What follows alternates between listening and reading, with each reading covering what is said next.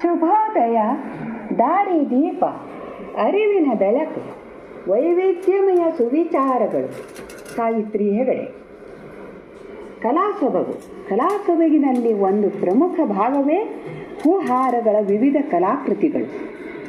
ಒಂದು ಆಧ್ಯಾತ್ಮಿಕ ನೆಲೆಗಟ್ಟಿನಲ್ಲಿ ಸಕಾರಾತ್ಮಕ ಚಿಂತನೆಯೊಂದಿಗೆ ಸರಿದಾರಿಯಲ್ಲಿ ಮುನ್ನಡೆಯಲು ಸದವಕಾಶವು, ಬಿಡುವಿನ ವೇಳೆಯಲ್ಲಿ ಸದ್ಬಳಕೆಯೊಂದಿಗೆ ಆನಂದಮಯವಾಗಿ ಕಾಲ ಕಳೆಯಲು ದಾರಿದೀಪವು, ನಿಶ್ಚಿಂತೆಯಾಗಿ ಸಮಾಧಾನದೊಂದಿಗೆ ಒತ್ತಡ ಕಡಿಮೆ ಮಾಡಿಕೊಳ್ಳಲು, ಬೇಸರ ಕಳೆಯಲು, ಒಂಟಿನಿತನ ದೂರ ಮಾಡಲು, ಧೈರ್ಯ ಆತ್ಮವಿಶ್ವಾಸ ಹೆಚ್ಚಲು, ಭಯ ದೂರಾಗಲು ದಾರಿದೀಪವು, ಆಯುರಾರೋಗ್ಯ ಭಾಗ್ಯ ಹೊಂದಲು, ಶಾಂತಿ ನೆಮ್ಮದಿ ಕಾಣಲು, ದುಡಿಯಲು, ಉತ್ಸಾಹ ಚೈತನ್ಯ ಹೊಂದಲು ದಿಕ್ಸೂಚಿಯು.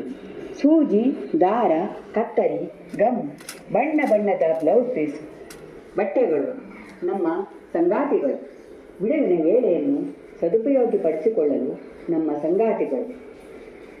ದಾರಿದೀಪ ಅರಿವಿನ ಬೆಳಕು. ದಾರಿದೀಪ ಅರಿವಿನ ಬೆಳಕು. ಆಹಾ ಆಹಾ ಆಹಾ ಓಹೋ ಓಹೋ ಓಹೋ ಅರಳಿವೆ ಅರಳಿವೆ ಹೂಗಳು ಅರಳಿವೆ,